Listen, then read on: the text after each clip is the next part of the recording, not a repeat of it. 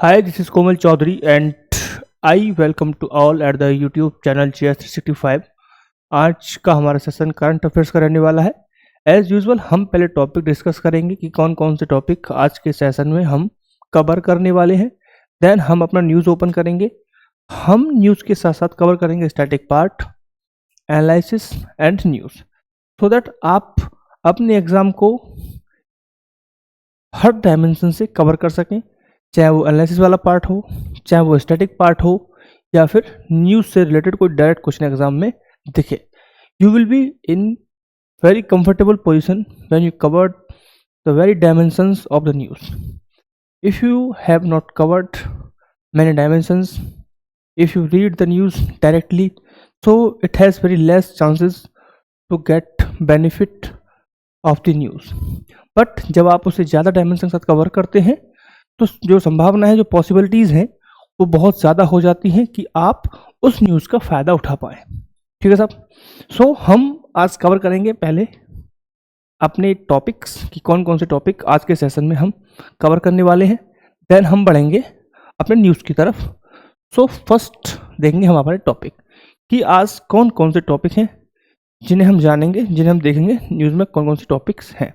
तो first topic हमारा है कि DRDO ने एकीकृत वायु रक्षा प्रणाली IADWS का पहला उड़ान परीक्षण सफलतापूर्वक क्या कर लिया है, पूरा किया है। ठीक है, तो पहला ये देखेंगे। दूसरा, इसरो के गगनयान से संबंधित न्यूज़ है। उसके लिए क्या किया गया, इंटीग्रेटेड एयर ड्रॉप टेस्ट जो है वो किया गया है। तो ड्रॉप टेस्ट क्या है, इसमें क्या क्या किया गया है, हम सब चीज़ देखेंगे बहुत ही डिटेल में। तो कोई भी परेशान होने की बात नहीं है कि बहुत टेक्निकल चीज़ें आ रही हैं, पता नहीं चल रहा है। जब ये वीडियो आप पूरा लेक्चर लेंगे देन आपको पता चलेगा बहुत ही बेसिक चीज़ें हैं, बहुत ही इजी टू अंडरस्टैंड है। सो नेक्स्ट हमारा है, एक संसदीय समिति ने भारत में मवेशियों और भैंसों की कम दुग्ध उत्पादन क्षमता को उजागर किया गया है। एक समिति थी जिसने रिपोर्ट पेश की है कम उत्पादन से संबंधित। राइट, भारत को सेवा संचालित अर्थव्यवस्था से उत्पाद राष्ट्र बनने की ओर आगे बढ़ना चाहिए। यानी कि भारत अभी एक क्या है, सर्विस इकोनॉमी है। जब भारत की जो इकोनॉमिक्स है, जो इकोनॉमिक है, जो बैलेंस शीट है, उसमें मैक्सिमम शेयर है अब सेवा क्षेत्र का, सर्विस सेक्टर का। तो भारत को एक मैन्युफैक्चर या फिर प्रोडक्ट इकोनॉमी बनने की ज़रूरत है, उस तरफ भारत को बढ़ना चाहिए। उससे क्या क्या फ़ायदे होते हैं, क्या उसका कहाँ कहाँ हम यूज कर सकते हैं और क्या क्या फ़ायदा उससे हम ले सकते हैं, पूरा न्यूज़ का एनालिसिस पोस्टमार्टम कर देंगे हम। So no need to worry, just आप बैठे रहिए, कान में ईयरफोन लगा के वीडियो का आनंद लीजिए। सुप्रीम कोर्ट के एक निर्णय के अनुसार अब बिना पुनर्भरण अध्ययन के रेत खनन की मंजूरी नहीं दी जाएगी। ठीक है, पुनर्भरण क्या है, जो भी टेक्निकल वर्ड्स हैं सब मैं आपको बताऊंगा। एक स्टडी के अनुसार पौधे आर्थिक रूप से सबसे ज़्यादा नुकसान पहुंचाने वाली आक्रामक प्रजातियां हैं। यानी कि जो आक्रामक प्रजातियां हैं उनमें सबसे ज़्यादा जो आक्रामकता वाली प्रजाति है वो कौन सी है, वो है पौधे। ठीक है, तो आक्रामक प्रजाति क्या होती हैं, कैसे होती हैं, क्या क्या होता है, सब कुछ हम डिटेल में देखेंगे। उससे पहले हम कवर कर देते सारे टॉपिक। सो फर्स्ट न्यूज़ हमारा है कि DRDO ने एकीकृत वायु रक्षा हथियार प्रणाली की पहली उड़ान परीक्षण सफलतापूर्वक पूरा किया है। ठीक है, तो न्यूज़ में क्यों है कि DRDO ने एक जो वायु रक्षा प्रणाली है IAWS का जो सफल उड़ान परीक्षण कर लिया है, जिसके कारण ये न्यूज़ में बनी हुई है। ये है क्या, तो ये बेसिकली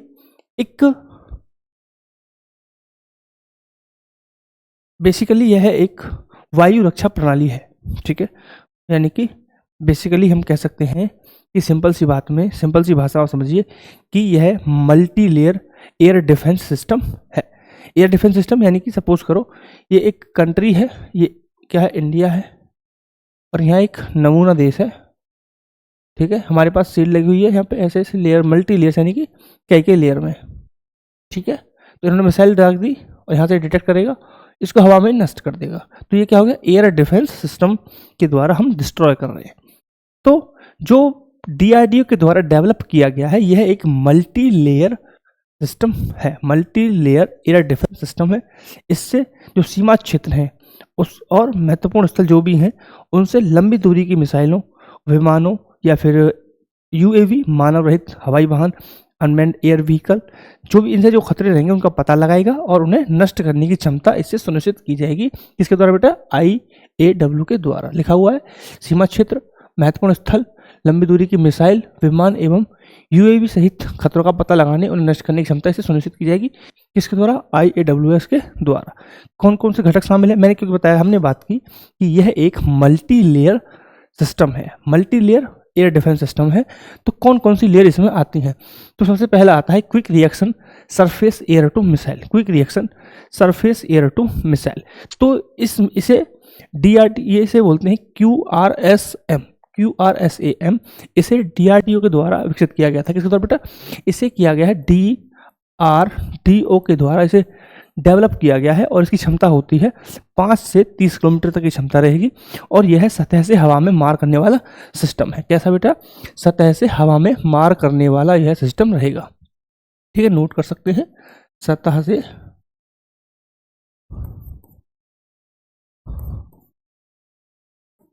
हवा में मार करेगा। नेक्स्ट हमारे पास आता है advanced very short range air defence system. कौन सा बेटा? कौन सा? Advance very short range air defence system. ठीक है, इसे RCI के द्वारा, ठीक है, किसके द्वारा बेटा? ये एक अलग संस्थान के द्वारा विकसित किया गया है, RCI के द्वारा इसको विकसित किया गया है। RCI की रिसर्च सेंटर ऑफ इंडस्ट्री कह लो। RCI बेसिकली इमारत है। ठीक है, तो अनुसंधान केंद्र इमारत, हिंदी का मेरे को याद आ रहा है, इंग्लिश का मेरे को याद आ नहीं रहा है, उसके लिए एक्सचेंज सॉरी, याद आएगा तो मैं आपको बता दूंगा। ठीक है, तो RCI के द्वारा इसे बनाया गया है, डेवलप किया गया है। यह क्या है? यह एक man portable air defence system है। Man portable air defence system, जिसे कम दूरी पर कम ऊंचाई वाले हवाई क्षेत्रों को नष्ट करने के लिए इसे डेवलप किया गया था। कब क्यों किया गया है? ताकि इसे कम दूरी पर कम ऊंचाई वाले हवाई खतरों को नष्ट करने के लिए, यानी कि यह कम ऊंचाई पर जो उड़ते हैं ना, कम ऊंचाई पर जो उड़ते हैं, जैसे कि एक तो होगी बैलिस्टिक मिसाइल, ऐसे जाती है, क्रूज मिसाइल होती है सीधी जाती है, तो कम ऊंचाई पर उड़ने वाली है। ऐसे ऑब्जेक्ट को डिस्ट्रॉय करने के लिए हमने बनाया है advanced very short range air defence system. ठीक है, जिसे RCI के द्वारा डेवलप किया गया है। और यह किसका लेयर है? यह IAWS का एक और लेयर है। ठीक है, थर्ड हमारा आता है, अभी हम बात करेंगे कि यूज हम कहाँ कहाँ कर सकते हैं, वो हम अभी देखने वाले हैं। ठीक है, थर्ड हमारा आता है हाई पावर लेजर आधारित डायरेक्ट एनर्जी वेपन, DEW।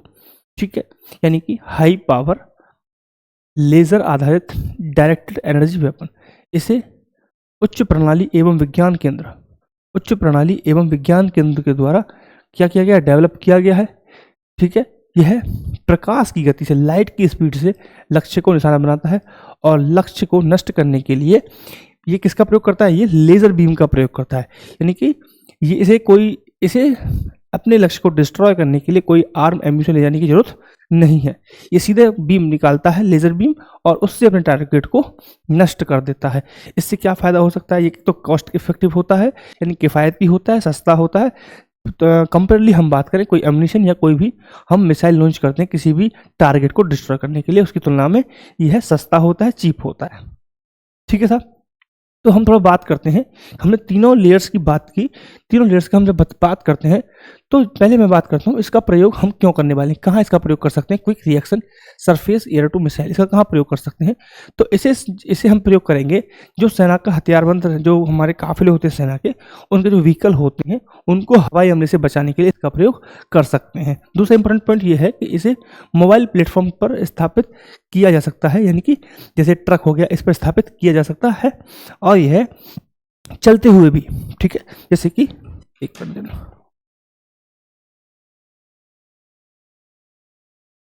ठीक है, जैसे कि मैंने बताया कि यह चलते हुए भी हमला कर सकता है। सपोज करो इसको ट्रक के ऊपर डिप्लॉय किया हुआ, ट्रक चल रहा है और इसे कोई टारगेट अपना डिस्ट्रॉय करना है, तो भी यह चलते हुए ट्रक पर अपने टारगेट को डिस्ट्रॉय कर सकता है। इसकी एक खासियत रहने वाली है। ठीक है, अब बढ़ते हैं नेक्स्ट। हमने बात की थी किसकी? Advance very short range air defence system.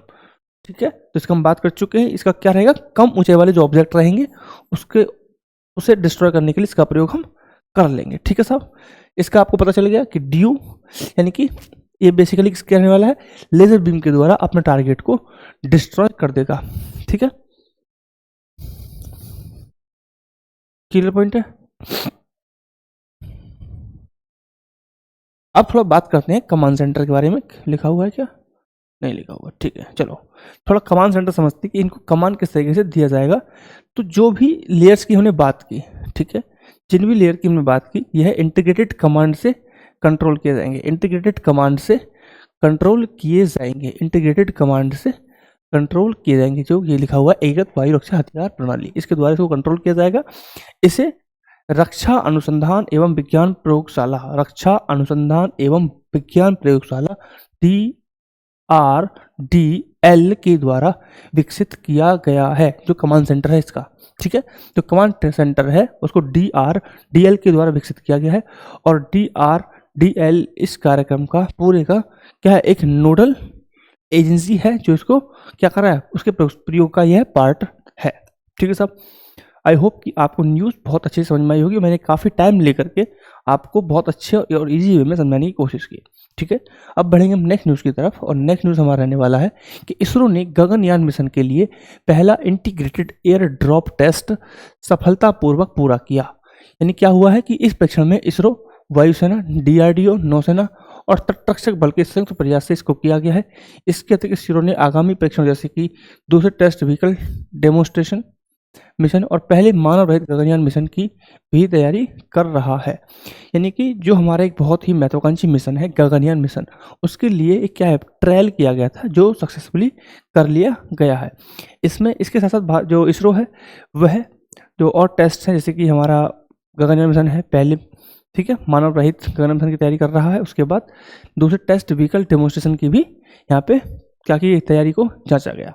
ठीक है, अब थोड़ा समझेंगे कि हमारा इंटीग्रेटेड एयर ड्रॉप टेस्ट है क्या, इस टेस्ट से क्या हुआ है, किससे संबंधित ये टेस्ट है। तो इसमें पैराशूट के जरिए गति को कम करने वाली जो सिस्टम है, पैराशूट के माध्यम से जो गति है उसको कम करने के लिए जो पूरा सिस्टम दिखाया गया था, उसका पूरा प्रदर्शन किया गया था। यह ऐसा नहीं था कि केवल किसी एक पार्ट का परीक्षण किया था, बल्कि पूरा प्रोसेस होने वाला है गगनयान का। उस पूरे प्रोसेस को ही यहाँ पे क्या किया गया है, एक बार क्या किया गया है, पूरे को क्या डेमोन्स्ट्रेशन किया गया है, पूरे को चेक किया गया है, पूरे की तैयारी की गई, जिसमें हम बात करें कि रिलीज से लेकर के, यानी कि रिलीज से लेकर के और लैंडिंग तक पूरा जो प्रोसेस है उसको शामिल किया गया था, पूरे प्रैक्टिस का डेमोन्स्ट्रेशन किया गया था। यह पैराशूट प्रणाली को प्रमाणित करने के लिए, जांचने के लिए, उसका परीक्षण करने के लिए इसको रखा गया था। इसका क्या किया गया है, टेस्ट किया गया है। ठीक है साहब, क्लियर पॉइंट। इससे क्या होगा,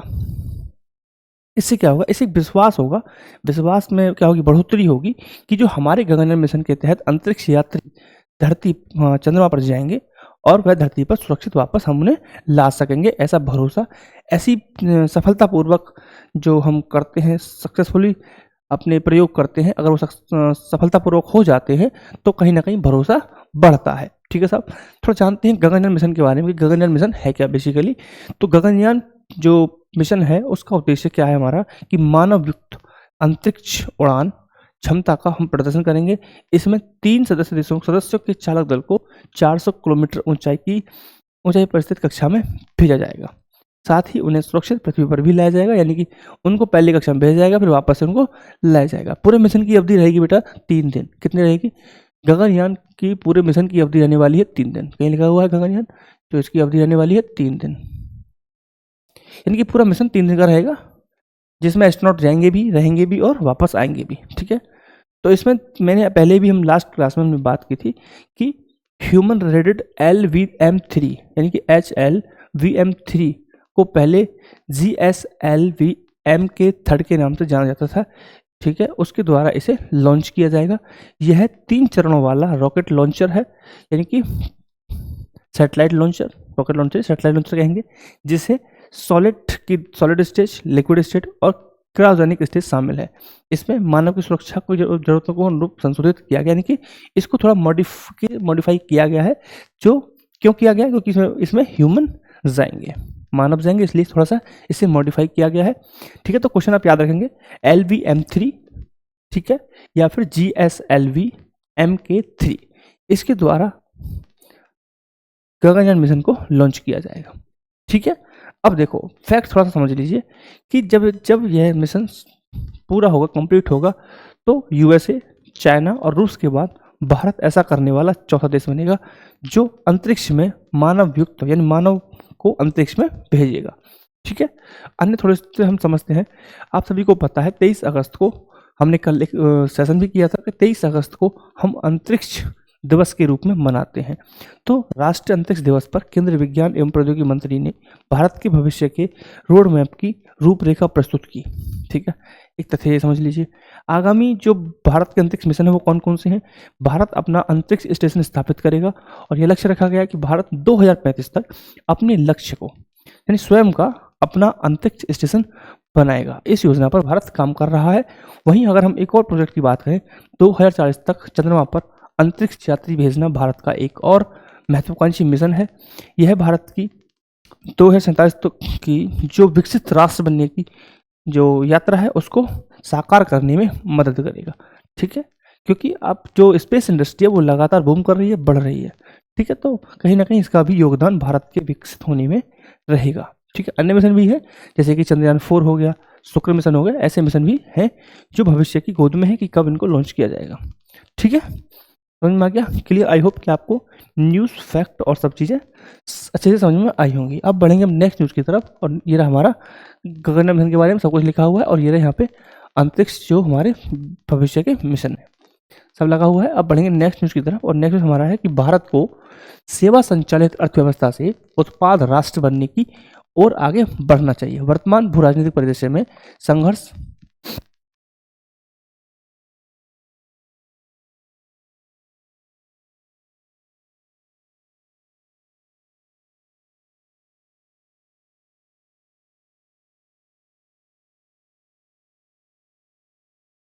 हेलो राइट, ठीक है, आवाज़ आ रही है।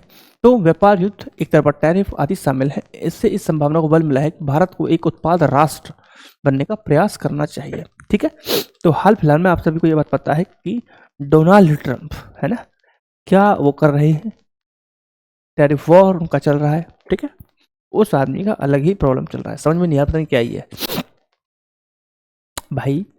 उसको शांति का नोबेल पुरस्कार चाहिए, है ना। बताओ एक व्यक्ति कि मैंने इस देश का सीज फायर कराया था, है ना, 19 बार ये बात बोली, है ना। लेकिन विपक्ष को ये बात समझना चाहिए था कि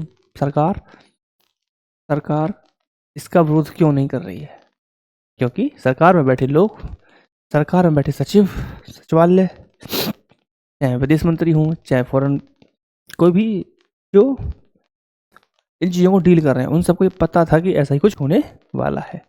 अगर भारत सरकार उसका अगेंस्ट में जाएगी तो जो डील होने वाली थी फ्री ट्रेड एग्रीमेंट, उसकी शर्तें और टैरिफ दोनों का तालमेल कुछ अलग ही रहेगा। और यही हुआ जैसे ही प्रधानमंत्री मोदी जी ने संसद में खड़े होकर यह कहा कि हाँ, किसी भी व्यक्ति के द्वारा हमें सीज फायर करने के लिए नहीं बोला गया। राइट, तो नेक्स्ट डे से आपको टैरिफ पड़ने लगे, और रीजन क्या था कि आप रसायन ऑयल खरीदते हैं इसलिए आप पर टैरिफ लगेंगे 25%। ठीक है, भारत ने कहा ओके, फिर उन्होंने कहा कि अगर आप अब भी खरीदना जारी रखते हैं तो पेनल्टी के रूप 25% और लगेगा, यानी कि 50% टैरिफ भारत अभी एंजॉय कर रहा है। राइट, तो भाई यही है। कुछ ही देश हैं, सीरिया हो गया, ऐसे बहुत कम देश हैं जिनको 50% टैरिफ लगा। ब्राज़ील हो गया जिनको 50% टैरिफ की मार झेलनी पड़ रही है। तो इन चीज़ों को देखते हुए भारत को अब एक उत्पाद राष्ट्र, प्रोडक्ट राष्ट्र के रूप में, प्रोडक्शन हाउस के रूप में काम करना होगा, उसकी तरफ बढ़ना होगा, क्योंकि हर दिन कुछ ना कुछ, क्योंकि जियो पॉलिटिक्स चेंज हो रहा है ना। छोटी छोटी चीज़ों को लेके जो छुटपुट घटना है उनको लेके वॉर जैसी सिचुएशन बन जा रही है। इसलिए क्या है कि हमें अपनी ज़रूरतों के हिसाब से क्या करना होगा, एक प्रोडक्शन हाउस के रूप में खुद को डालना होगा। सिर्फ अच्छी तरह से हमें खुद को स्विच करना होगा। मैं ये नहीं कह रहा हूँ कि सेवा क्षेत्र को छोड़ दीजिए, बट हमें कहीं ना कहीं मैन्युफैक्चरिंग पर भी फोकस करना होगा, यानी कि आत्मनिर्भर भारत की हम यहाँ पे बात कर रहे हैं, यानी कि हम मेड इन इंडिया की बात कर रहे हैं, आत्मनिर्भर भारत की बात कर रहे हैं। ठीक है साहब। तो वर्तमान में चाहे हम इसराइल हमास की बात करें, चाहे इसराइल ईरान का हम देखें, राइट, चाहे हम रूस और यूक्रेन का देख लें, चाहे छोटी छोटी घटनाएं और देख लें, तख्तापलट की घटनाएं देख लें, चाहे बांग्लादेश का भी हुआ, तो ऐसी चीज़ों से क्या हो रहा है, संघर्ष बढ़ रहा है। इससे जो व्यापार रूट है वो प्रभावित होंगे, व्यापार रूट प्रभावित होंगे, राइट। उससे जो इंश्योरेंस कंपनी है वो अपना इंश्योरेंस क्लेम वो प्रीमियम बढ़ाएंगी, रूट बड़े हो जाएंगे। ठीक है, तो कहीं ना कहीं जो सामान है वो पहुंचेगा, वो महंगा पहुंचेगा, महंगा पहुंचेगा तो व्यक्ति को क्या मिलेगा, महंगा ही मिलेगा। दूसरी तरफ टैरिफ अगर लगते हैं तो जो आम जनता है उनको प्रोडक्ट महंगा रिसीव होगा। ठीक है, तो इस तरीके से इस दौर में भारत को चाहिए कि वह एक सेवा अर्थव्यवस्था से स्विच करके कहीं ना कहीं मैन्युफैक्चरिंग इकोनॉमिक्स की तरफ जाए, मैन्युफैक्चरिंग इकोनॉमी की तरफ स्विच करे धीरे धीरे। ठीक है, तो हम एक वर्ड यूज कर रहे हैं बार बार, उत्पाद राष्ट्र, या फिर मैंने एक वर्ड लिखा हुआ है यहाँ पे, उत्पाद राष्ट्र, manufacturing country, manufacture country, production country, manufacture country. तो उत्पाद राष्ट्र क्या होता है बेसिकली? तो उत्पाद राष्ट्र होता है वह राष्ट्र, वह देश जो उच्च मूल्य वाले उत्पादों का पर्याप्त मात्रा में उत्पादन करता है और साथ ही साथ निर्यात करता है। यानी कि वह राष्ट्र जो उच्च मूल्य वाले प्रोडक्ट बनाता भी है और साथ ही साथ एक्सपोर्ट भी करता है। यानी कि वह आयातक के रूप में ना जाना जाता हो बल्कि निर्यातक के रूप में उसे जाना जाता हो, तो ऐसे देश को हम उत्पाद राष्ट्र के रूप में जानते हैं।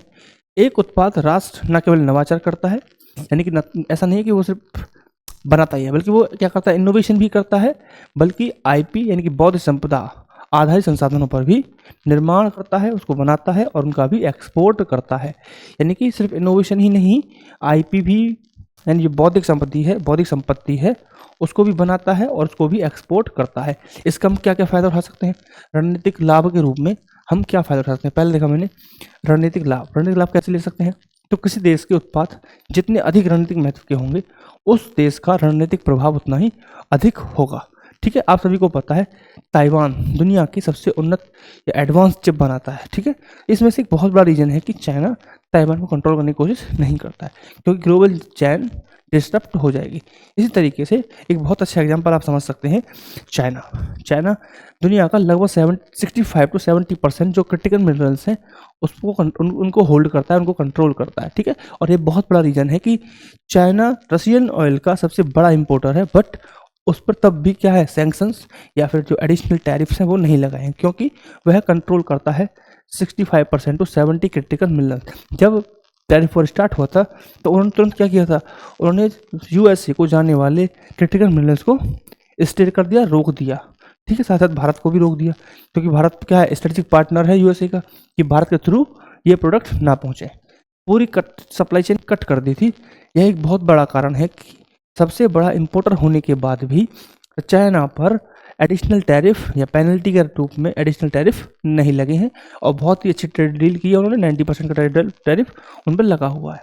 ठीक है, जो कि भारत कंपेयरली 50% टैरिफ एंजॉय कर रहा है बाय दी इसके द्वारा, अमेरिका के द्वारा। तो क्या था ये है रणनीतिक लाभ, कि अगर आप ऐसी चीज़ें बना रहे हैं जो दुनिया को ज़रूरत है और आप उनको मेजोरिटी में होल्ड करते हैं, तो आप उसका रणनीतिक फ़ायदा उठा सकते हैं, जिस तरीके से मैंने ताइवान का एग्जांपल दिया, जिस तरीके से मैंने चीन का एग्जांपल दिया। ठीक है, नेक्स्ट हमारा है वैश्विक आपूर्ति श्रृंखला में हिस्सेदारी बढ़ाना। यानी कि जब हम बात कर रहे हैं आईपी, तो आईपी आधारित जो डिज़ाइनों के माध्यम से भारत स्वयं के ब्रांडेड उच्च मूल्य वाले उत्पादों का निर्माण करके वह लक्ष्य प्राप्त कर सकता है ना। यानी कि आईपी में आप रिसर्च कीजिए, आईपी बौद्धिक संपत्ति उत्पन्न कीजिए और उसको अच्छे दामों में बेचिए और अपने आप को क्या है उसका निर्माण कीजिए और साथ ही साथ उनको एक्सपोर्ट कीजिए, तो आप भी उसका रणनीतिक लाभ ले सकते हैं ना। फिर सिंपल सी बात है ना, जिस तरीके से मैंने एग्जांपल दिया चाइना और इनका क्या है, इनका चलो चाइना तो क्रिटिकल मिनरल्स का हो गया, लेकिन ताइवान क्या है, रिसर्च और इनोवेशन का तो कारनामा है, अच्छी चिप बनाता है, एडवांस चिप, सबसे एडवांस चिप बनाता है, सबसे बड़ा मार्केट का शेयर होल्डर है वो, है ना। तो वही तो है कि भाई आप आईपी आधारित कुछ संपत्ति बनाइए अगर वैसा नहीं कर पा रहे तो। ठीक है, नेक्स्ट हमारा क्या है, आर्थिक लचीलापन का को बढ़ावा देना। ठीक है, तो देखो जब आप एक मजबूत क्या बनेंगे, प्रोड्यूसर बनेंगे, उत्पादनकर्ता बनेंगे, तो कहीं ना कहीं आप नवाचार को, क्योंकि नवाचार के बिना आप विनिर्माण नहीं कर पाएंगे, क्योंकि दुनिया जो बना रही है वही आप बनाएंगे, तो फिर दुनिया से अलग कैसे होंगे? आप कुछ नया करेंगे, कुछ हट के करेंगे, तो आप क्या करेंगे? आईपी आधारित कुछ करेंगे, है ना, इनोवेशन प्रॉपर्टी हो गया, है ना, सॉरी इंटेलेक्चुअल प्रॉपर्टी हो गया, राइट। तो आईपी आधारित कुछ होगा प्रॉपर्टी आपके पास, ठीक, उससे नवाचार बढ़ेगा, विनिर्माण आप बढ़ा देंगे। तो ऐसी जो अर्थव्यवस्थाएं हैं उसमें जब वैश्विक लेवल पर उतार चढ़ाव कुछ होते हैं तो वह उनको प्रभावित नहीं कर पाती है। ठीक है, जैसे कि बहुत अच्छा एग्जांपल समझ लीजिए आप, किसका? इंडिया का ले लीजिए। कोरोना के दौरान दुनिया में मंदी की मार है, लेकिन भारत पर इतना प्रभाव नहीं पड़ा। ठीक है, क्लियर क्लियर पॉइंट। अब देखिए नेक्स्ट हमारा क्या है, इसमें है कुछ आगे, हाँ है, भारत को उत्पाद राष्ट्र बनाने के लिए शुरू की गई कौन कौन सी पहल है? उत्पादन से संबंधित पीएलआई योजना है। पीएलआई योजना यानी कि प्रोडक्शन लिंक्ड स्कीम। यह जो ऐसी स्कीम होती हैं वह टारगेटेड होती हैं, है ना, और जो प्रदर्शन जो क्या होता है, डेमोन्स्ट्रेशन आधारित प्रोत्साहन के माध्यम से घरेलू विनिर्माणों को बढ़ावा देने के लिए दी जाती हैं। और यह वर्तमान में 14 महत्वपूर्ण क्षेत्रों में इसको केंद्रित किया गया। 14 महत्वपूर्ण क्षेत्रों में पीएलआई स्कीम लागू की गई है। डिजाइन से संबंधित कौन कौन सी योजना है? डिजाइन से संबंधित क्या क्या प्रोत्साहन मिल सकता है बेटा? डिजाइन से संबंधित जो सेमीकंडक्टर डिजाइन है उनके लिए वित्तीय प्रोत्साहन के साथ साथ डिजाइन अवसंरचना के निर्माण के लिए भी सरकार क्या कर रही है? प्रोत्साहन दे रही है। ठीक है, राइट। हम नेक्स्ट बात करें, प्रमुख नवाचार के लिए 4 मिशन कौन कौन से हैं? कौन कौन से 4 मिशन हैं नवाचार के लिए, यानी कि इनोवेशन के लिए? कुछ सरकार ने मिशन लॉन्च किए हैं जिनमें बहुत ही इंपॉर्टेंट नाम आता है। एक राष्ट्रीय क्वांटम मिशन, अटल इनोवेशन मिशन, इंडिया एआई। हम इन सबको किसी न्यूज़ के द्वारा कहीं कहीं कवर कर चुके हैं। इंडिया एआई को भी, राष्ट्रीय क्वांटम मिशन को भी, यह पहले भी न्यूज़ में आ चुके हैं। मैं स्टैटिक पार्ट के रूप में इन्हें कवर कर चुका हूँ। सो आज मैं इन्हें कवर करने के मूड में नहीं हूँ, क्योंकि लेक्चर बहुत ही लंबा हो जाएगा वैसे ही। ठीक है साहब, क्लियर पॉइंट है। ठीक है, नेक्स्ट हमारा है राष्ट्रीय लॉजिस्टिक नीति। लॉजिस्टिक नीति मतलब इसमें आर्थिक जो समृद्धि है, कंपटीशन है, उसको बढ़ावा देने के लिए प्रॉपर एक लॉजिस्टिक नीति की ज़रूरत है, बनाई गई है, जो क्या है एक पहल के रूप में हम देख सकते हैं। ठीक है साहब, क्लियर पॉइंट यहाँ तक समझ में आ गया सबको? तो हमने बता दिया आपको। देख क्या है, ये हमारी क्या है, आने वाली जो पहल है, आगे की राह हम क्या कर सकते हो, यहाँ पे क्या हुआ आप पढ़ सकते हैं। ठीक है साहब, तो इससे ज़्यादा डिटेल में करूँगा ना बेटा तो बहुत ज़्यादा लंबा लेक्चर हो जाएगा, क्योंकि फिर वर्ड में से वर्ड निकलते रहते हैं। आप कितना भी अंदर न्यूज़ ऐसा है कि अंदर जाते रहिए तो अंदर आप जाते चले जाएंगे, टाइम ज़्यादा चला जाएगा। 30 मिनट हो गए, 2 न्यूज़ कवर हुए, राइट ना। सो नेक्स्ट हमारा है, सुप्रीम कोर्ट के एक निर्णय के अनुसार अब बिना पुनर्भरण अध्ययन के रेत खनन की मंजूरी नहीं दी जाएगी। ठीक है, तो हाल ही में सुप्रीम कोर्ट ने राष्ट्रीय हरित अधिकरण एनजीटी द्वारा जम्मू कश्मीर में 2022 की एक मंजूरी को रद्द करने के फैसले को सही ठहराया है। साथ ही यह भी कहा है कि पर्यावरणीय मंजूरी के लिए जिला सर्वेक्षण रिपोर्ट डीएसआर के साथ साथ पुनर्भरण डेटा भी अनिवार्य है। यानी कि आपको अगर पर्यावरण से संबंधित कोई भी आपको मंजूरी चाहिए तो आप पर्यावरण मंजूरी के साथ साथ जिला सर्वेक्षण रिपोर्ट डीएसआर के साथ साथ आप पुनर्भरण डेटा भी अनिवार्य है, वो भी आपको देना पड़ेगा।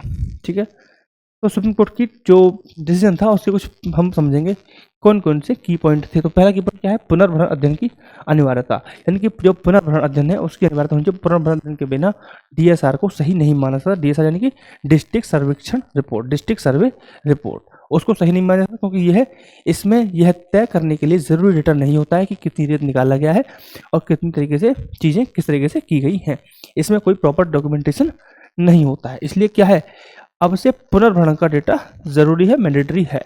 नेक्स्ट हमारा है प्राकृतिक पुनरुत्पादन का सिद्धांत, यानी कि जिस तरह से वृक्ष को काटने से पहले उनको दोबारा लगाते हैं। एग्जाम्पल समझिए कि कोई हम पेड़ काटने के लिए परमिशन चाहिए, तो उससे क्या है कि आपको एनजीटी कह सकता है कि आप दोबारा से एक हमें इस तरह का इकोसिस्टम बना के दीजिए और इतना क्या है फाइन दीजिए ताकि आपको ये परमिशन मिल जाए। इस तरह से एनजीटी डील करता है। ठीक है, ये एनजीटी जो लिखा हुआ है, ये वाला एनजीटी। ठीक है, तो उस तरीके जिस तरीके से पौधों को काटने से पहले दोबारा पौधा लगाना जरूरी होता है, उस तरीके से नदियों को संतुलित बनाए रखने के लिए जब आप रेत निकालते हैं तो रेत भरण भी किया जाना चाहिए और उसका अध्ययन भी जरूरी है। यह क्या है, यह है पुनर्भरण का अध्ययन और प्राकृतिक पुनरुत्पादन का सिद्धांत इसे कहा जाता है। ठीक है, आगे बढ़ेंगे और देखेंगे रेत खनन के बारे में। रेत खनन क्या है? रेत खनन, असीमित रेत खनन के पर्यावरण प्रभाव क्या है? तो पहले जानेंगे रेत खनन है क्या। तो रेत खनन का अर्थ है कि नदी के किनारे, भूमि या अन्य जगहों से प्राकृतिक रेत या इससे जुड़े हुए कोई भी सामग्री जैसे खनिज हो गया, पत्थर हो गया आदि के निर्माण और कुछ भी कार्य है उसे निकालना। ठीक है, निर्माण कार्य के लिए निकालना या प्रसंस्करण के लिए निकालना, तो सब क्या है, उसे बोलेंगे रेत का खनन हो रहा है। दोबारा सुन लीजिए, नदी के किनारे से, भूमि के किसी भी जगह से प्राकृतिक रेत या इससे जुड़े हुए कोई भी सामग्री है, चाहे वो खनिज हो चाहे वो पत्थर हो, उसे निकाला जाए। किसके लिए? कोई भी निर्माण कार्य है, घर बनाने के लिए ना, रोड बनाने के लिए, किसी भी चीज़ के लिए उसे निकाला जाता है तो उसे बोलेंगे रेत खनन। ठीक है, रेत खनन के अनेक प्रकार हैं। जैसे हम बात करें असीमित रेत खनन के पर्यावरणीय प्रभाव, यानी कि पर्यावरण पर क्या प्रभाव पड़ेंगे। तो दीपक कुमार बनाम हरियाणा राज्य के बाद में निर्णय का हवाला देते हुए सर्वोच्च न्यायालय ने कहा कि असीमित रेत खनन से पर्यावरण को गंभीर नुकसान होता है। यानी एक केस कोर्ट किया गया है दीपक कुमार बनाम हरियाणा राज्यवाद, जिसमें कहा गया है कि असीमित रेत खनन से पर्यावरण को गंभीर नुकसान होता है।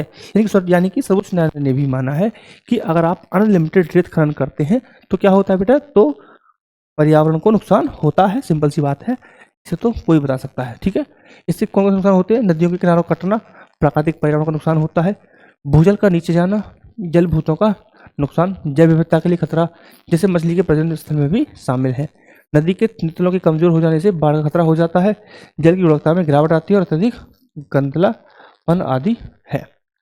ठीक है, तो ये सब वो एग्जांपल्स हैं जो हमने बताया कि असीमित रेत खनन से जो पर्यावरण नुकसान होता है वो ये होता है।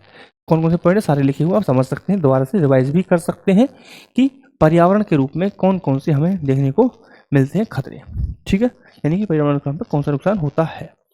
नेक्स्ट हमारा कौन सा है साहब? ठीक है, तो ये हमारा है पर्यावरण में रेत खनन के लिए मौजूद कानूनी ढांचे। तो पर्यावरण के समाधान के लिए भारत में कौन कौन से नियम कानून हैं? तो सबसे पहला कानून है पर्यावरण संरक्षण अधिनियम 1986। यह अधिनियम पर्यावरण संरक्षण के लिए व्यापक सुरक्षा प्रदान करता है। दीपक कुमार बनाम, ये तो हम पढ़ चुके हैं कि पर्यावरणीय प्रभाव आकलन अधिसूचना 2016 में संशोधन किया गया था। इसमें कहा गया है कि क्लस्टर आधारित आकलन शुरू किए गए हैं और पुनर्भरण अध्ययन को जिला सर्वेक्षण डीएसआर का एक अहम हिस्सा माना गया है। यानी कि पुनर्भरण अध्ययन को जिला सर्वेक्षण का डीएसआर का एक क्या माना गया है? इंपॉर्टेंट डॉक्यूमेंट माना गया है। इसके बिना क्या है, वो मैंडेटरी ही है ना, मैंडेटरी ही है, क्योंकि कोर्ट का यह मानना है कि पुनर्भरण का उसमें कोई डाटा नहीं होता है। संधारणीय रेत खनन प्रबंधन दिशा निर्देश दिए गए थे 2016 में और प्रवर्तन एवं निगरानी दिशा निर्देश 2020। इन दिशा निर्देशों में सुरक्षित एवं संधारणीय खनन सीमाएं तय करने के लिए वार्षिक पुनर्भरण दर की गणना करना जरूरी है। यानी कि जो संधारणीय रेत खनन प्रबंधन के लिए गाइडलाइंस जारी की गई थी, इन गाइडलाइंस में दिया गया है कि वार्षिक रूप से पुनर्भरण की दर की क्या होनी चाहिए, गणना होनी चाहिए, मतलब रिव्यू होना चाहिए और उसे तय किया जाना चाहिए कि मैक्सिमम कितनी हम निकाल सकते हैं और पुनर्भरण कर सकते हैं। ठीक है साहब, क्लियर पॉइंट है? ठीक है, नेक्स्ट हमारा है कि एक स्टडी के अनुसार पौधे आर्थिक रूप से सबसे ज़्यादा नुकसान पहुंचाने वाली आक्रामक प्रजातियां हैं, इनवेसिव। ठीक है, इनवेसिव प्रजातियां। इस स्टडी में कहा गया है कि आक्रामक पौधे और जानवरों के लिए नए पारिस्थितिकी तंत्रों में फैलने से दुनिया भर के समाज को $2.2 ट्रिलियन, कितना बेटा, $2.2 ट्रिलियन से ज़्यादा का नुकसान हमें देखने को मिला है। इनमें पौधे सर्वाधिक आर्थिक नुकसान पहुंचाने वाली आक्रामक प्रजाति साबित हुई हैं। इसके बाद ऑर्थोपॉड्स और स्तनधारी का स्थान आता है। यानी कि जब हम बात कर रहे हैं आक्रामक प्रजातियों की, इनसे इनवेसिव की हम बात कर रहे हैं, तो स्टडी के अकॉर्डिंग ये कहा गया है कि दुनिया भर के समाज को, यानी कि पूरे वर्ल्ड में लगभग $2.2 ट्रिलियन से ज़्यादा का नुकसान यहाँ पर देखने को मिला है आक्रामक प्रजातियों के द्वारा। और सबसे ज़्यादा नुकसान पहुँचा है पौधों के द्वारा। जो आक्रामक प्रकार की प्रजातियों के पौधे होते हैं उनके द्वारा सबसे ज़्यादा नुकसान यहाँ पे पहुँचाया गया है। इसके बाद स्थान आता है ऑर्थोपॉड्स का और फिर आता है स्तनधारी का। यानी कि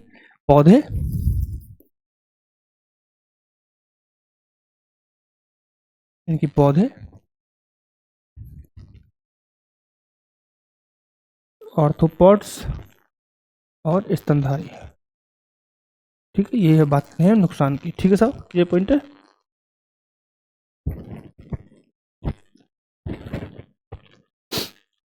समझ में आ गई सबको? तो हम यहाँ पे ये देख सकते हैं। ठीक है साहब, अब मेरा क्वेश्चन ये आता है कि हम एक वर्ड यूज कर रहे हैं आक्रामक प्रजातियां, ठीक है साहब। आक्रामक प्रजाति क्या होती हैं बताइए।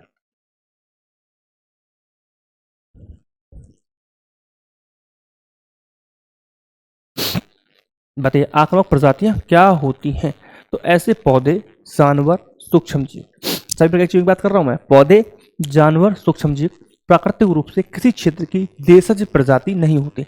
देश यानी कि वहां का लोकल प्रजाति नहीं होती, बाहर से लाकर, विदेशों से लाकर, विदेश यानी कि दूसरे क्षेत्र से लाकर, ठीक है, उन क्षेत्रों में उनको लगाया जाता है, देन उन्हें बोला जाता है आक्रामक प्रजाति या फिर विदेशी प्रजाति बोला जाएगा उनको।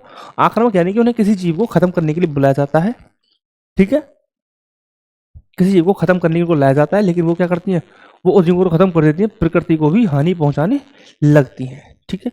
तो ऐसे पौधे, जानवर या सूक्ष्म जीव जो प्राकृतिक रूप से उस क्षेत्र की देशज प्रजाति नहीं है, लेकिन एक बार नए क्षेत्र से उन्हें लाकर लगाया जाता है तो वो तेजी से फैलने लगती हैं और वहां की देशज जातियों को, देशज प्रजातियों को भी नुकसान पहुंचाती हैं।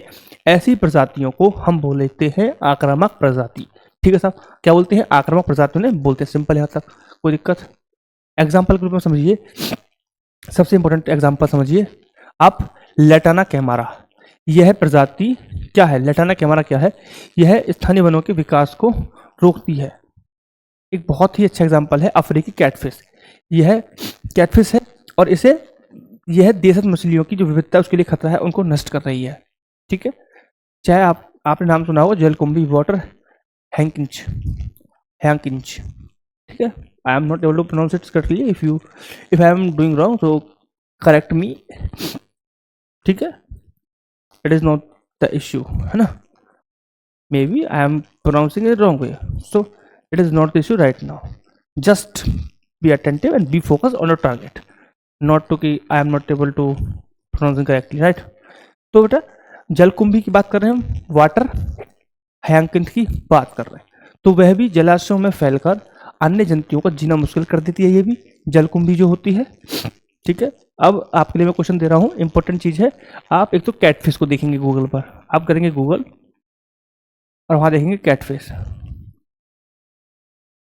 और दूसरा आप देखेंगे जलकुंभी। दोनों चीज़ों को आप देखेंगे क्योंकि ये बहुत ही क्या है, नॉर्मल चीज़ें हैं, नॉर्मल नाम है, सामान्य नाम है जो आपको पता होने चाहिए, ठीक है। अब क्या होता है आक्रामक प्रजातियों से, क्या करती हैं, लिखा हुआ है कहीं, देखते हैं आगे है, लिखा हुआ है, ठीक है। तो भाई ये रे दो यहाँ पे लिखे हुए हैं, आप देख सकते हैं। आक्रामक प्रजातियों के प्रभाव, खाद्य श्रृंखला पर क्या प्रभाव होता है। तो ये देसी प्रजातियों के लिए उपलब्ध संसाधनों को छीन लेती है। मैंने क्या बताया कि हम लाते हैं उन्हें प्रकृति को बचाने के लिए। किसी कोई कीड़ा है उसे, सपोज करो एक यहाँ पे इस क्षेत्र में, पार्टिकुलर क्षेत्र में, एग्जांपल समझिए आप, एक इस क्षेत्र में कोई एक कीड़ा है जो यहाँ के लोगों को परेशान कर रहा है, खेती को खा रहा है, ठीक है, क्लियर। यहाँ एक दूसरे क्षेत्र में है, यहाँ एक बी कीड़ा है जो इसके लिए, जो इसे खाता है, ठीक है, जो ए को खाता है, ठीक है, ए को खाता है, ठीक है। तो हमने क्या किया कि भाई इसी को ले आए हम यहाँ पे ए वाले क्षेत्र में, और हमने इसे यहाँ लाके छोड़ दिया बी को। अब ये क्या करेगा, बी को इसको खाएगा, लेकिन एक टाइम ऐसा आएगा जब ए खत्म हो जाएंगे, जो कि लिमिटेड थे, ठीक है। अब इस क्षेत्र ए को तो खा लिया, लेकिन अब ये इतने फैल जाते हैं, इतने फैल जाते हैं कि अब इनको खुद को कंट्रोल नहीं किया जा रहा है। अब ये नेचर को हार्म करने लगे, यानी कि ए को तो खा ही रहे, यह एक प्यारा जीव रहता था सी जो यूजफुल था, अभी उसको भी खाने लग जाते हैं, ठीक है। तो इससे क्या हो रहा है, ये प्रकृति को नुकसान पहुंचा रहे हैं और खाद्य श्रृंखला को ये प्रभावित करते हैं, ठीक है। कि जो संसाधन सी के लिए उपलब्ध थे अभी उसको भी खाएगा और साथ में सी को भी खा सकता है ना। तो इस तरीके से आप समझ सकते हैं, ठीक है। तो ये क्या कर रहा है, संसाधनों को छीन रहा है जो उसके लिए उपलब्ध थे देशज जनजाति के लिए, जो वहाँ के लोग पुराने, जो पहले वहाँ के रहने वाले नेचर वाले जीव थे, उनके संसाधनों को छीनेगा। दूसरा, अब इसको भी खाएगा तो पारिस्थितिक तंत्र को भी प्रभावित करेगा, ठीक है, ठीक है, क्लियर है। और इससे नए नए रोग भी फैलेंगे, क्योंकि इसके डाइट में भी अब क्या हो रहा है, चेंज हो रहा है, पहले एक खाता तब इसी को खा रहा है, ठीक है। और हम इससे प्रभावित खाने को खाएंगे तो हम क्या कर रहे हैं, हमारे लिए भी बीमारी उत्पन्न होंगी, और यह हो सकता है कि जो उत्पादकता है उस क्षेत्र की उसको भी प्रभावित करेगा, ठीक है। तो भाई पारिस्थितिकी जो संतुलन है उसको खराब कर देगा, है ना, क्योंकि यह स्थानीय जो जनजातियां हैं, जो प्रजाति हैं, उनको समाप्त कर देगा, उनको खा जाएगा या फिर उनके रिसोर्सों पर कब्जा कर लेगा, ठीक है। क्लियर पॉइंट है? चलो अब इन्हें नियंत्रण कैसे कर सकते हैं, तो बेटा यहाँ पे लिखा हुआ है जैसे पारिस्थितिकी तंत्रों की मदद करना, ये पॉइंट है। किस तरीके प्रकार से हम मदद कर सकता है ये, तो कुछ स्पेशल मामलों में आक्रामक प्रजातियां घटती देशज प्रजातियों की उत्तरजीविता सुनिश्चित करती है, यानी कि जो देशज प्रजातियां हैं वो अगर कम हो रही हैं तो कुछ केसेस में देखा गया है कि उनकी प्रजाति नंबर्स को बढ़ाने में हेल्प करती हैं, जैसे कि कुछ विदेशी मधुमक्खियां भी परागण में मदद करती हैं। तो ये एक अलग और स्पेशल क्या है, एक्सेप्शन हो सकता है, बट बहुत सारे केसों में ये वाले सिनेरियो देखा गया जो मैंने आपको समझाया। ये वाला सिनेरियो ज़्यादा देखने को मिलता है, और जो मैं बोल रहा हूँ लाइक विदेशी मधुमक्खियों की, तो वो सिनेरियो बहुत कम हमें देखने को मिलता है। तो भाई इसका नियंत्रण कैसे कर सकते हैं, रोकथाम कैसे करेंगे, तो पहले तो सबसे पहले रोकथाम ही करने हैं, जैसे कि व्यापार हो गया, यात्रा, शिपिंग, जैसे ब्लास्ट वाटर प्रबंधन की सख्त निगरानी करें, सुनिश्चित करके पारिस्थितिकी तंत्र में नई आक्रामक प्रजातियों के प्रवेश को हम रोकें। यानी कि दोबारा समझ लीजिए कि जो ब्लास्ट वाटर है उसको प्रबंधन को सख्त करें, ठीक है, और सुनिश्चित करें कि पारिस्थितिकी तंत्र में कोई नई आक्रामक प्रजाति प्रवेश ना कर पाए। तो प्रसार कैसे करें, जो पौधों की बीमारियां, शिकारी कीट हो गए, परजीवी रोगजनक हो गए, है ना, इन सब पर जैविक नियंत्रण उपायों का प्रयोग करके हम इन्हें रोक सकते हैं, यानी कि बायोलॉजिकल ट्रीटमेंट करके इनको रोका जा सकता है। ठीक है साहब। नेक्स्ट हमारा है उन्मूलन एवं पारिस्थितिकी तंत्र की पुनर्बहाली, यानी प्रवेश के जो प्रारंभ में हम देखते हैं कि इनको प्रारंभ में ही क्या कर देना चाहिए, पूरी तरीके से नष्ट कर देना चाहिए। इसके बाद देशी प्रजातियों को फिर से लाकर और उनके पर्यावास में दोबारा से क्या कर सकते हैं, पुनर्बहाली कर देनी चाहिए।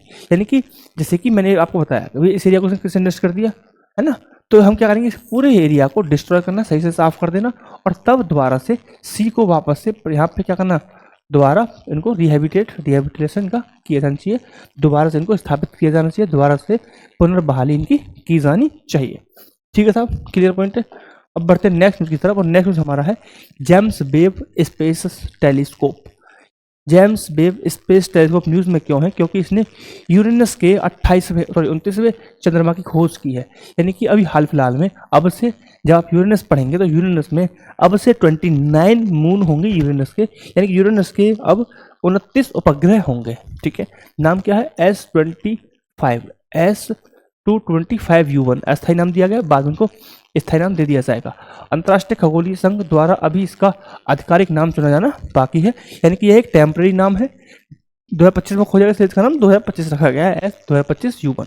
ठीक है, अभी ऑफिशियल नाम आ जाएगा। ऑफिशियल नाम कौन देगा, IAU, इंटरनेशनल एस्ट्रोनॉटिकल यूनिट। ठीक है, तो वो सब है। अब आएंगे हम थोड़ा जानेंगे जेम्स वेब स्पेस टेलीस्कोप के बारे में थोड़ा जानते हैं। ठीक है, तो ये क्या है, प्रक्षेपण क्या है, इसे दिसंबर 2021 में नासा, यूरोपियन अंतरिक्ष एजेंसी और कनाडाई अंतरिक्ष एजेंसी CSA ने मिलकर लॉन्च किया था। जेम्स वेब स्पेस टेलीस्कोप को मिशन की अवधि क्या थी, 5 से 10 वर्ष की अवधि है। टेलीस्कोप प्रकार क्या है, यह परिक्रमा कर रही है और इंफ्रारेड वेधशाला है।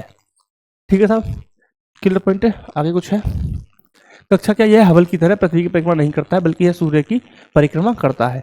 तो भाई ध्यान रखेंगे, जेम्स स्पेस जो हमारा टेलीस्कोप है वह सूर्य की परिक्रमा करता है, ना कि पृथ्वी की परिक्रमा करता है। यह पृथ्वी से 1.5 मिलियन किलोमीटर दूर दूसरे लैंग्वेज पॉइंट से सूर्य की परिक्रमा कर रहा है। इसका उद्देश्य हमारे ब्रह्मांड के इतिहास के हर चरण का अध्ययन करना है।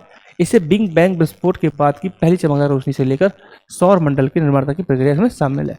यानी कि यह पूरा क्या करेगा, पूरी जानकारी यहाँ पे जुटाएगा, जहाँ हम बात कर रहे हैं विस्फोट, बिग बैंग थ्योरी से लेकर के आज तक की पूरी घटनाओं के बारे में यहाँ यह जानकारी इकट्ठा करेगा। जेम्स वेब स्पेस टेलीस्कोप की हम बात कर रहे हैं, इसके बारे में थोड़ा सा हमने जाना, कब स्थापित किया, क्या मिशन था, ये आपको पता चल गया। अब बढ़ेंगे, हम नेक्स्ट बढ़ेंगे X guard fibre optic towed decoy. माना जाता है कि भारत ने ऑपरेशन सिंदूर के दौरान AI आधारित X guard fibre optic towed decoy FOTD प्रणाली तैनात की थी। यह है क्या, इसे इजराइल की रक्षा प्रणाली राफेल के द्वारा विकसित किया गया। यानी कि FOTD को इजराइल की कंपनी राफेल ने विकसित किया गया। यह किसी भी विमान के ऑनबोर्ड इलेक्ट्रॉनिक वॉरफेयर उपकरण के साथ मिलकर संचालित होती है। यह सबसे अत्याधुनिक रडार के को भी चकमा दे सकती है, यानी कि जो अभी तक की सबसे अत्याधुनिक जो रडार है उसको भी यह चकमा दे सकती है। टेक्नोलॉजी जिसके हम बात कर रहे हैं एक्स गार्ड FOTD। ठीक है, इस प्रणाली का उपयोग कम और अधिक दोनों तरह की ऊंचाई पर और सबसोनिक से सुपरसोनिक गति तक किया जा सकता है। इसे या तो तैनात किया जा सकता है या विमान के किसी खतरे वाले क्षेत्र के करीब पहुंचा जा, या फिर किसी आसान खतरे का पता चलने पर इसका प्रयोग हम कर सकते, तैनात कर सकते हैं। सिंपल भाषा में समझिए कि इसे या तो तब तैनात कर सकते हैं कि विमान खतरे में है या खतरे के करीब पहुंच गया है या खतरा आने वाला है, उस दौरान इसे तैनात किया जा सकता है। हालांकि इसे उड़ान के दौरान वापस भी लिया जा सकता है। जहाज उड़ रहा है, इसे वापस ले लो। ठीक है, क्लियर? तो इससे क्या है, एक प्रकार की क्या है, टेक्नोलॉजी है। आइए, बहुत सिंपल था। ठीक है, क्लियर? चलो आ जाओ तो नेक्स्ट हमारा है मुक्त आवागमन व्यवस्था। असम राइफल्स के अनुसार लगभग 42,000 म्यांमार नागरिक नई मुक्त आवागमन व्यवस्था के तहत भारत में प्रवेश किए हैं। तो भाई नई आवागमन व्यवस्था है क्या, इसको थोड़ा सा जानते हैं। तो भारत और म्यांमार के बीच एक द्विपक्षीय व्यवस्था है। इसके तहत सीमावर्ती क्षेत्रों में रहने वाली जनजातियों को पासपोर्ट या वीजा के बिना एक दूसरे देश की सीमाएं एक निश्चित दूरी तक आने जाने की अनुमति है। यानी कि बिना पासपोर्ट के दोनों ही देशों के व्यक्ति एक दूसरे के देशों में जा सकते हैं, वो भी लिमिटेड एरिया का। ठीक है, 2018 में यह एरिया 16 किलोमीटर था, जिसे 2024 में गृह मंत्री के द्वारा समाप्त कर दिया, गृह मंत्रालय के द्वारा इसे समाप्त कर दिया था, यानी कि इसको सस्पेंड कर दिया था। हालांकि अभी तक इस व्यवस्था को समाप्त करने की औपचारिक अधिसूचना जारी नहीं की है। दिसंबर 2024 में केंद्र सरकार ने इस आवाजाही को फिर से शुरू कर दिया है। मुख्य विशेषता क्या है, नई मुख्य विशेषता यह है कि असम राइफल ने भारत की सीमा में 10 किलोमीटर तक, लिखा हुआ नहीं लिखा, 10 किलोमीटर तक 7 दिनों के लिए वैध एकल प्रवेश पास जारी करेगा। नई व्यवस्था में क्या है, नई व्यवस्था में यह है कि असम राइफल्स 10 दिन के लिए क्या करेंगे, एक पास आपको प्रोवाइड करेंगे। यहाँ लिखा हुआ है, थैंक यू, लिखा हुआ मिल गया। 10 किलोमीटर तक 7 दिनों के लिए एक पास यहाँ पे प्रोवाइड करेंगे। एक प्रवेश पास को भारत से वापस लौटने पर उसी क्रॉसिंग पॉइंट पर वापस करना होगा जहां से प्रवेश किया था। प्रत्येक क्रॉसिंग पॉइंट पर असम राइफल्स के जवान के साथ पुलिस और स्वास्थ्य अधिकारी तैनात रहेंगे। ये है नई विशेषताएं। जो नई विशेषता भी लागू की गई है उसके लिए आपको बताया गया। ठीक है, जो पुरानी थी उसे क्या कर दिया, रोक दिया गया था, सस्पेंड कर दिया गया था, वापस से 2024 दिसंबर में इसे बहाल कर दिया गया। अब नई व्यवस्था आपको बता दी गई कि नई नई चेंजेस क्या हुए हैं। ठीक है, नेक्स्ट हमारा है कुरुक्षेत्र। तो भाई कुरुक्षेत्र क्या है, एक रिपोर्ट के अनुसार यूक्रेन ड्रोन हमले के कारण रूस के कुरुक्ष परमाणु ऊर्जा संयंत्र में कुछ समय के लिए आग लग गई।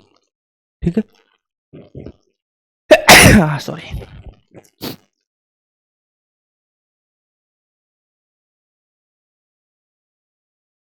सॉरी, थोड़ी तबीयत खराब है भाई, लेकिन मैं क्लास ले रहा हूँ, बहुत ज़्यादा तबीयत खराब है।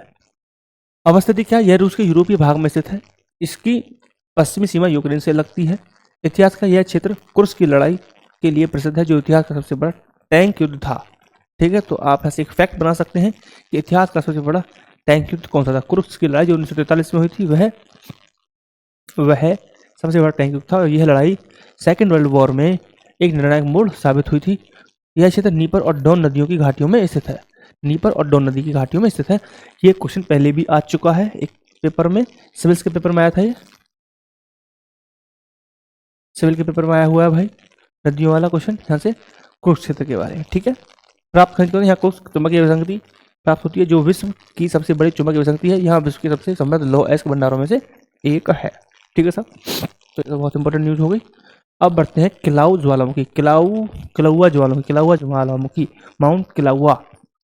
हाल ही में हवाई द्वीप में किलाउआ ज्वालामुखी में उद्गार हुआ है। हवाई मध्य प्रशांत सागर में ऐसे ज्वालामुखी द्वीपों का एक समूह है। हवाई संयुक्त राज्य अमेरिका का एकमात्र ऐसा राज्य है जो पूरी तरह से द्वीपों से बना है। ठीक है, पढ़ते हैं किलाउआ ज्वालामुखी के बारे में। तो हालिया उद्गार हालेमाउ क्रेटर में हो रहा है, जो हवाई ज्वालामुखी राष्ट्रीय उद्यान का हिस्सा है। तो भाई ये आप याद रखेंगे, क्योंकि स्टेटमेंट वाले क्वेश्चन यहाँ से बन सकते हैं। स्टेटमेंट वाले, एक मिनट, हाँ, स्टेटमेंट वाले क्वेश्चन इस न्यूज से बन सकते हैं, तो आप ये याद रखेंगे। तो जो माउंट किलाउआ है, यह दुनिया के सबसे बड़े सक्रिय ज्वालामुखियों में से एक है। हालिया उद्गार में तो रुक लावा निकल रहा है। इस तरह का उद्गार पहले 1983 से 1986 में देखा गया था। ज्वालामुखी उद्गार से उत्सर्जित गैसें मुख्य रूप से जलवाष्प, कार्बन डाइऑक्साइड, सल्फर डाइऑक्साइड हैं। ठीक है, तो यहाँ से आप याद रख सकते हैं, याद नहीं भी रख सकते हैं, तो कोई ये कॉन्सेप्ट है कि सबसे ज़्यादा जलवाष्प ही निकलता है। तो H2O, CO2 एंड SO2 प्रमुख गैसें हैं जो ज्वालामुखी उद्गार के दौरान निकल रही हैं। कहाँ से, माउंट किलाउआ से। ठीक है साहब, नेक्स्ट हमारा है international big cat alliance. Nepal आधिकारिक तौर पर इंटरनेशनल बिग अलायंस में शामिल हो गया है।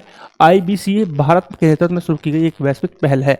शुरुआत कब हुई थी? भारत के प्रोजेक्ट टाइगर 50 वर्ष पूरे होने के अवसर पर अप्रैल 2023 में शुरू किया गया था, और ये हमने पहले भी न्यूज़ में कवर कर चुके हैं, तो भाई इसे भूलना मत, ये पहले भी न्यूज़ में रहा है और आता रहता है। ठीक है, उद्देश्य क्या है? विश्व में 7 बिग कैट अलग प्रजातियों हैं, जैसे कि जिनमें कौन कौन से हैं? बाघ, शेर, तेंदुआ, हिम तेंदुआ, चीता, जैगुआर और प्यूमा। ये सब क्या है? 7 कैट्स हैं जिनके संरक्षण के लिए इस अलायंस को बनाया गया था। इसका सचिवालय कहाँ पे है? भारत में है। संरचना का यह एक बहुउद्देशीय है, यह बहुउद्देशीय एजेंसी का गठन है जिसमें बिग कैट के प्राकृतिक पर्यावरण वाले 95 देश, कितने बड़े? 95 देश, और वे देश शामिल हैं जहाँ बिग कैट के प्राकृतिक पर्यावरण नहीं है, लेकिन वे बिग कैट संरक्षण की रुचि रखते हैं।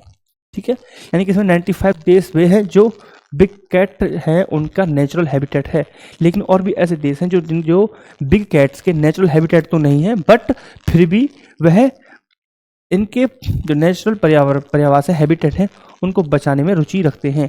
ठीक है, नेक्स्ट है वर्तमान देश भारत सहित कितने हैं? इसमें 13 सदस्य इसके हैं। तो IBCA में कितने सदस्य हैं? 13 सदस्य हैं। ठीक है साहब, क्लियर पॉइंट है। चलो नेक्स्ट बढ़िए, फसल अवशेष क्या है? एक अध्ययन से पाया गया है कि फसल अवशेष का खेती पर गंभीर असर पड़ता है। यह प्राकृतिक पारिस्थितिकी की विविधता को नुकसान पहुंचाता है। इसके कारण खेतों में कीटों का प्रकोप बढ़ जाता है। तो इससे आपको अच्छा लगा कि एक अध्ययन हुआ है जिसमें बताया कि फसल की खेती, जो फसल के अवशेष हैं उनका खेती पर गंभीर असर पड़ता है। ठीक है साहब, कैसे असर पड़ता है? आपको पता है फसल काटने के बाद खेत में बची हुई सामग्री जो होती है, चाहे डंठल कह लो, पराली हो गया, पत्ते हो गए ना, कोई भूसा हो गया, इन सबको क्या बोला? इन सबको मिला के बोलते हैं हम फसल अवशेष। ठीक है, क्लियर पॉइंट। तो अध्ययन से क्या पता चला कि फसल जो अवशेष हैं उनको जलाने से मृदा के जो पोषक तत्व होते हैं उनको भी हम नष्ट कर देते हैं, जो दीर्घकाल में फसलों की, जिससे दीर्घकाल में मृदा की उत्पादकता को हम घटा देते हैं, कम कर देते हैं। फसल अवशेष जलने से एक और नुकसान होता है, वह होता है धुआं, जो वायु को प्रदूषित करता है। इससे कीट पतंग, पक्षी के प्राकृतिक जो कार्य हैं वो बाधित होते हैं। ठीक है, जैसे मकड़ियाँ हो गया, लेडी बर्ड्स, मेंढक, केंचुए, ये सब जो प्राकृतिक शिकारियों की संख्या में कमी आ रही है, जिससे पारिस्थितिक तंत्र क्या हो रहा है? बिगड़ रहा है। जो मकड़ी हो गया, लेडी बर्ड्स हो गए, मेंढक हो गए, केंचुए, ये सब नेचुरल शिकारी जो किसानों की हेल्प करते हैं कीटों को जो हानिकारक कीटों को मारने में, लेकिन इनकी संख्या खुद में कमी हो रही है। तो कहीं ना कहीं वैसे की जो कीट है जो फसल को नुकसान पहुंचाते हैं, उन कीटों की संख्या में बढ़ोतरी हो रही है। कीटों और शिकार करने वाले जीवों की आबादी में कमी से पोषण स्तर का व्यापक प्रभाव पड़ता है, खाद्य श्रृंखला से डिसरप्ट होती है। ठीक है, जिसके अनेक क्या है? नुकसान, और अलग अलग नुकसान हमें देखने को मिलते हैं। ठीक है साहब, तो this is the last news and thank you very much for the watching this video. I hope it will be very helpful to you and it will give you the very more confidence where you can get the maximum number in your exam. So thank you, everybody. Thank you.